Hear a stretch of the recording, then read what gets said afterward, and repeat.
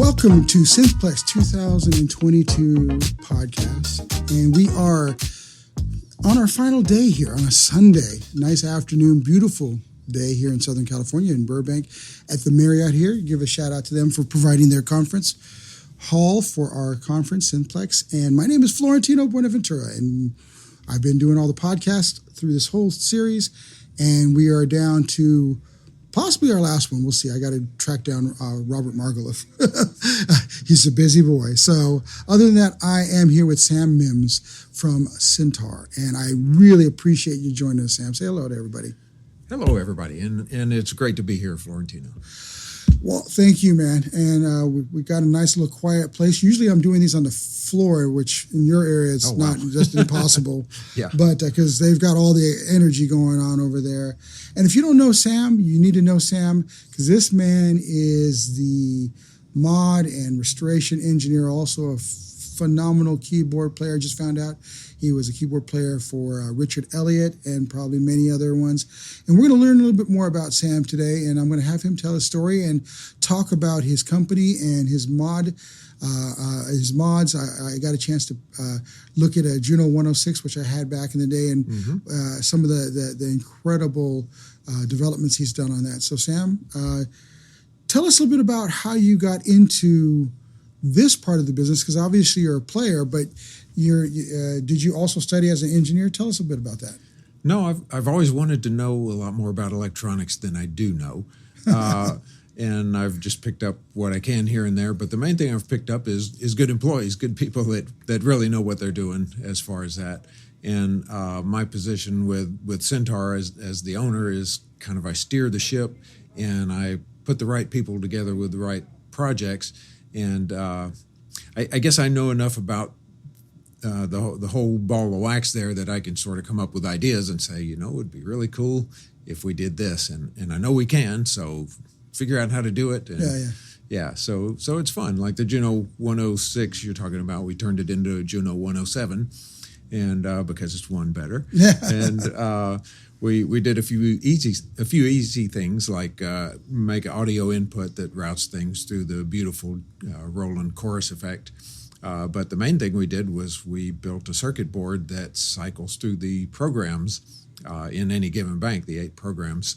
And so you can cycle through those very quickly, and it's like wave sequencing, and you come up with some really cool rhythmic things and unexpected things. Well, that is so awesome. Yeah, I mean, I love the sound of the fact that it went through those patches in almost like a arpeggio type of thing.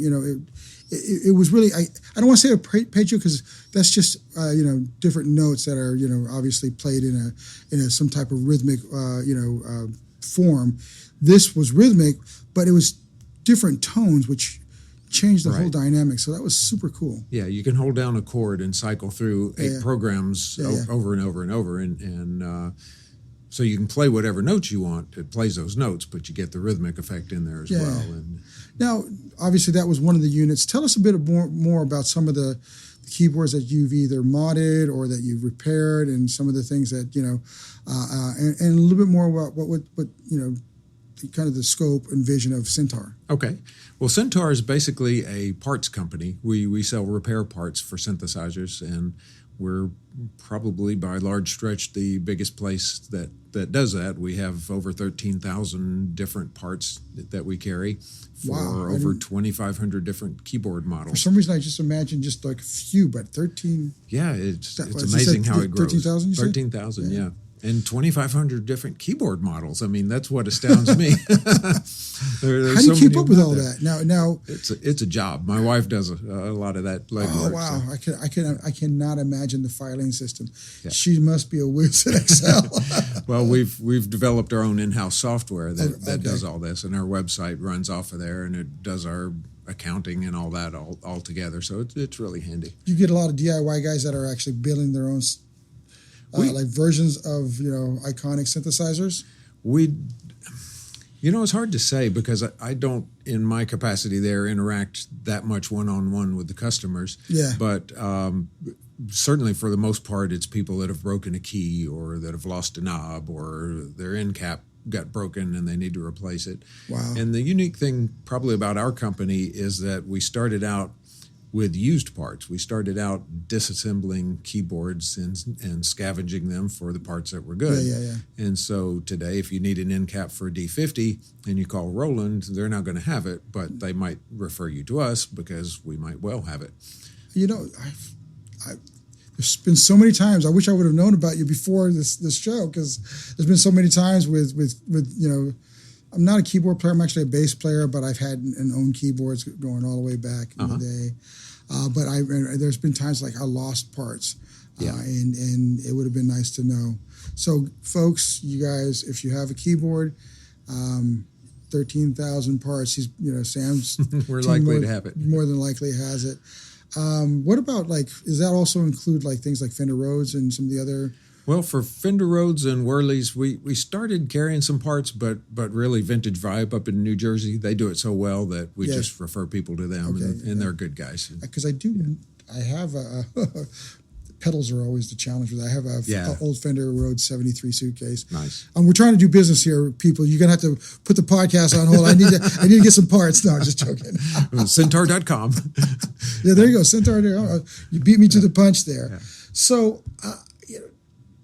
With that said, do you find that a lot of major guys, or is it been the average club keyboard player that comes to you, or is it just a broad range of everybody? Well, it really runs the gamut. When we exhibited at NAMM, Michael Boddicker came up, and I'd interviewed him for a magazine article years ago, so we'd met before, but.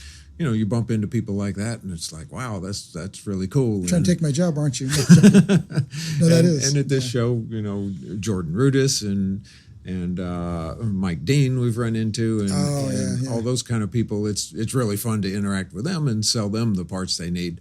But it's the regular Joe that plays in the club, and a mic stand fell over and broke his D key, and he needs to replace that. That's our bread and butter. Wow. Okay. Very cool. Very cool. Is there any keyboard that you see the most the biggest ask? People is it a D50 that you get most people coming to you about that, or are they just so broad it just doesn't matter? Or DX7? DX7 certainly. We sell a lot of keys for that, and.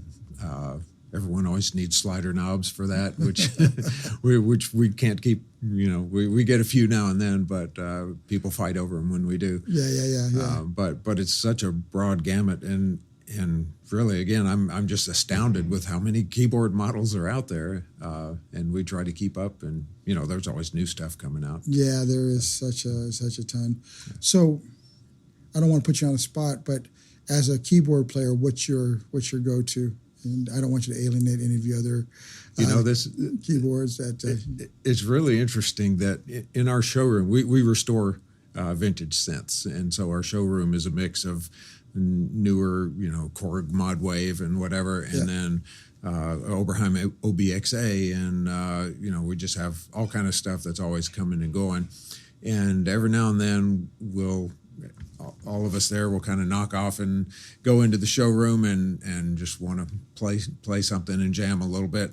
Everyone always goes to the Fender Rhodes if there's one there. The other thing that everyone goes to recently is the Korg Poly Ensemble S, and it's just a beautiful string machine, and it's got a slow sweeping phaser that's wonderful. And I think the things about those are they're so immediate. You walk in, you put your fingers on keys, and you play something, and there's no way to make it sound bad. Yeah. And they each have a unique sound. So, man, those are wonderful things. The Novation Summit is another one that's in our showroom now that every time someone plays that, I got to get up out of my chair and go see because it sounds so good. So where's your showroom at? Because we gave the URL. Okay. We're in New Braunfels, Texas, which is just between San Antonio and Austin. I'm going to get on a bus and go there right now. All right. Well, it's a little bit of a trek from California, but... we'll leave the lights on for you. Yeah, I do love Texas. I haven't been to San Antonio, though. I've been everywhere else. Houston, Dallas, El Paso, Austin. Yeah. That's my last. That's my last. Last big city. There's tons of cities over there, right? Well, we're about 40 minutes from Austin, and as you know, there's an incredible music scene there. So Yeah. So I went for from there. South by Southwest. Okay. A long while back, guys. So, but yeah. So, with that said, with your favorite keyboards, do you have a favorite keyboardist that you really love to hear play your gear?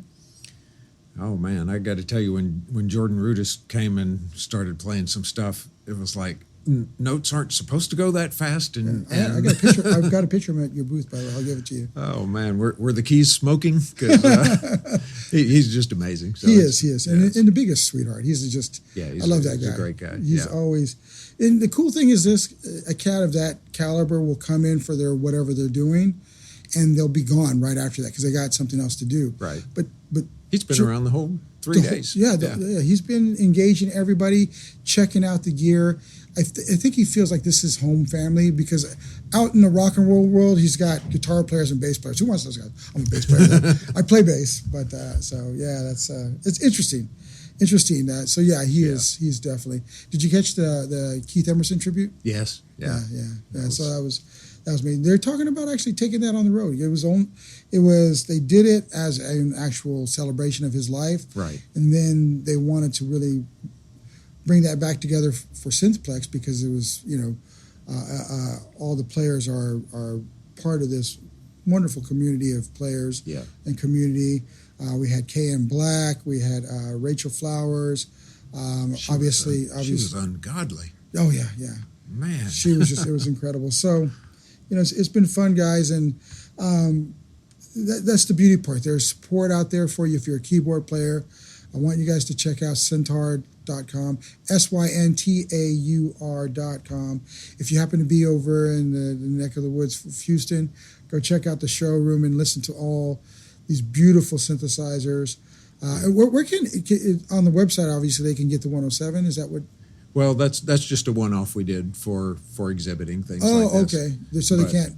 And we did that as part of our web series called Synth Wizards, which is like American Pickers, but for synthesizers. So you know what? And we got stopped by Pedro Astucci about he recognized you from YouTube. Yeah, you're internet famous, man.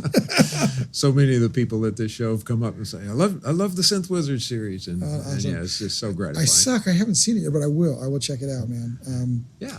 Well, with that said, you got a booth. You got people that want to talk to you. Thank you for sparing a little time for us. Oh, my pleasure. This has been another Synthplex podcast with Sam Mims from Syntaur. This is Florentino Buenaventura. We've got more podcasts coming out, so stay tuned. Sounds great. Thank you, Florentino. Thank you.